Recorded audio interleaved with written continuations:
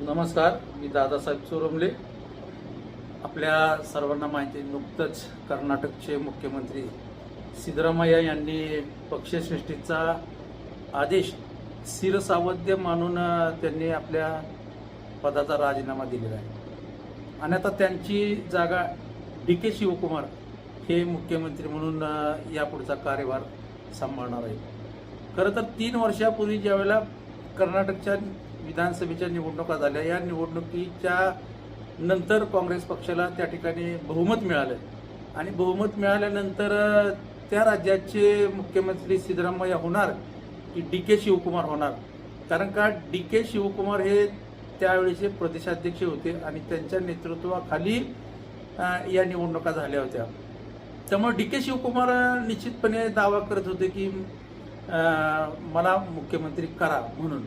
मात्र सिद्धरामय्या यांची कर्नाटक राज्यामध्ये एक आगळीवेगळी ताकद आहे आणि ते एक सर्वसामान्यांचे नेते म्हणून कुरुबा समाजामधून येतात आणि त्यांची कर्नाटक राज्यामध्ये खूप मोठी अशी इमेज आहे आणि त्या इमेजमुळं बऱ्यापैकी ज्या वेळेला काँग्रेस पक्षश्रेष्ठींनी त्यांचा निरीक्षक कर्नाटकला पाठवला आणि त्या निरीक्षकांनी ज्या वेळेला काँग्रेसचे जे संसदीय मंडळाचे जे निवडून आलेले आमदार आहेत त्यांची बैठक घेतली आणि त्या बैठकीमध्ये त्यांच्या निदर्शनाला आलं की बऱ्यापैकी जवळपास 60-70% आमदारांचा पाठिंबा हा सिद्धरामय्या यांच्या पाठीशी आहे आणि म्हणून त्यांनी तसं पक्षश्रेष्ठींना कळवलं आणि पक्षश्रेष्ठींनी सिद्धरामय्या यांना मुख्यमंत्री पदाची माळ त्यांच्या गळ्यामध्ये पडली. परंतु मुख्यमंत्री म्हणून ज्या वेळेला त्यांची निवड झाली त्यावेळेला डी.के. शिवकुमार काय ऐकायला तयार नव्हते. मग असं ठरलं की 2.5 वर्षाचा फॉर्म्युला करायचं ठरलं. पहिले 2.5 वर्ष सिद्धरामय्या यांनी करायचे, नंतरच्या 2.5 वर्ष डी.के. शिवकुमार यांनी करायचं. दरम्यानच्या काळात आता कर्नाटकमध्ये सिद्धरामय्यांनी अतिशय यशस्वी काम केलं आणि एक लोकप्रिय मुख्यमंत्री म्हणून त्यांनी आपली प्रतिमा संपूर्ण कर्नाटक राज्यामध्ये तयार केली. खरं त्यानंतर आता 2.5 वर्ष पूर्ण होऊन गेली होती, आता 3 वर्ष होऊ लागली होती. डी.के. शिवकुमार यांची अस्वस्थता वाढू लागली होती आणि मग डी.के. शिवकुमारांना दिलेला शब्द सिद्धरामय्या पाळणार की काय असा ज्यावेळेला प्रश्न निर्माण झाला तेव्हा पक्षश्रेष्ठींनी सिद्धरामय्या यांना आदेश दिला की आता तुम्ही आपल्या मुख्यमंत्री पदाचा राजीनामा द्यावा आणि पुढील 2 वर्षाची कालावधी हा डी.के. शिवकुमार यांना द्यावा. त्यावरती पक्षश्रेष्ठींचा आदेश शिरसावध्य मानून कोणतीही प्रकारची कुरबुर न करता सिद्धरामय्या यांनी आपल्या मुख्यमंत्री पदाचा राजीनामा दिला आणि डी.के. शिवकुमार यांचा मुख्यमंत्री बनण्याचा मार्ग मोकळा झाला. मात्र ज्यावेळेला राजीनामा दिला त्यावेळेला जी मंत्रिमंडळाची बैठक झाली, त्याच्यानंतर आमदारांची बैठक झाली, त्याच्यानंतर कार्यकर्त्यांची बैठक झाली. या कार्यकर्त्यांच्या मध्ये खूप मोठ्या प्रमाणावरती रोष होता. खूप मोठ्या प्रमाणावरती कार्यकर्ते रडले, कार्यकर्ते भावूक झाले. म्हणजे खरं तर कार्यकर्त्यांचं एवढं प्रेम मिळायला नेता सुद्धा त्या लेवलचा असावा लागतो आणि नेत्यांनी सुद्धा त्या कार्यकर्त्यांना तेवढा जीव दिला पाहिजे असं वैयक्तिक तरी मला वाटतं. आणि म्हणून ज्या वेळेला सिद्धरामय्या मुख्यमंत्री म्हणून काम बघत होते त्यावेळेला त्यांनी त्यांच्या राज्यामध्ये 2 योजना इतक्या प्रभावीपणे राबवल्या.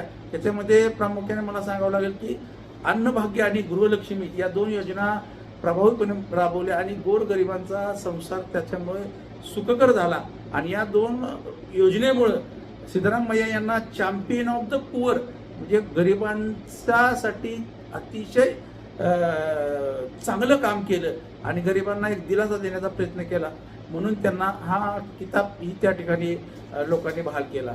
आणि नंतरच्या काळामध्ये ज्यावेळेला आता सिद्धरामय्या यांनी राजीनामा दिला त्यावेळेला पक्षश्रेष्ठींनी त्यांचा सन्मान करण्याचं ठरवलं आणि पक्षश्रेष्ठींनी सन्मान करण्याचं ठरवल्यानंतर ते राहुल गांधी यांच्या भेटीसाठी ज्यावेळेला दिल्लीला गेले तेव्हा राहुल गांधींनी त्यांना एक ऑफर दिली, ती म्हणजे राज्यसभेची ऑफर. तुम्ही खासदार म्हणून दिल्लीमध्ये काम करा आणि त्याच्या जोडीला तुम्हाला एक चांगली महत्त्वाची जबाबदारी देतो असं राहुल गांधी यांनी सांगितलं. मात्र ती ऑफर सिद्धरामय्या यांनी अतिशय नम्रपणे नाकारली आणि त्यांनी सांगितलं की मला कर्नाटकच्या जनतेने, माझ्या मतदारसंघातील जनतेने मला 5 वर्षासाठी आमदार म्हणून निवडून दिलेले. 3 वर्ष झालेली, 2 वर्ष मला अजून त्यांची उर्वरित कामं करायची आणि त्यांची सेवा करायची. हे 2 वर्ष झाल्यानंतर जो काय निर्णय असेल तो मी करेन.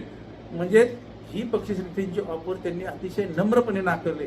असे लोकप्रिय मुख्यमंत्री म्हणून ज्यांचा कार्यकाल कर्नाटकामध्ये झाला, ते खरं तर त्या राज्याचे 2 वेळा मुख्यमंत्री झाले. त्याच्या अगोदर ते अनेक वेळाला उपमुख्यमंत्री म्हणून सुद्धा त्यांनी त्या कर्नाटकचा कार्यभार सांभाळला होता. एक सिद्धरामय्या म्हणजे एक सर्वसामान्य जनतेचं नेतृत्व आणि सर्वांना बरोबर घेऊन जाणारं नेतृत्व आणि गोरगरिबांची नाळ जोडणारं नेतृत्व असा त्यांचा त्या कर्नाटक राज्यामध्ये परिचय आहे. आणि त्यांच्यामुळं खरं तर ते एका पक्षाशी निष्ठा ठेवून काम करणारे नेते आहेत आणि म्हणून त्यांनी आजपर्यंत काँग्रेस पक्षाची आहे, काँग्रेस पक्षाबरोबर आपली निष्ठा कायम ठेवलेली, भविष्यातही ते ती निष्ठा कायम ठेवतील. असा मुख्यमंत्री प्रत्येक राज्याला मिळावा अशीच प्रत्येक राज्यातील जनता खरं तर म्हणजे अपेक्षा करत असते. आणि अशा अपेक्षा जर केली तर ती चुकीची होईल असं काय चुकीची होईल असं समजण्यास काय कारण नाही. त्यामुळे सिद्धरामय्यासारखे सर्व मुख्यमंत्र्यांनी जर कार्यभार केला तर निश्चितपणे लोकांचं प्रेम अशा मुख्यमंत्र्यांना मिळतं. आणि जसं प्रेम सिद्धरामय्या यांना मिळालं तसंच प्रेम इतरही DK शिवकुमार यांना सुद्धा मिळेल अशी आपण भविष्यात तरी अपेक्षा करूयात. या निमित्ताने एवढं या ठिकाणी थांबूया.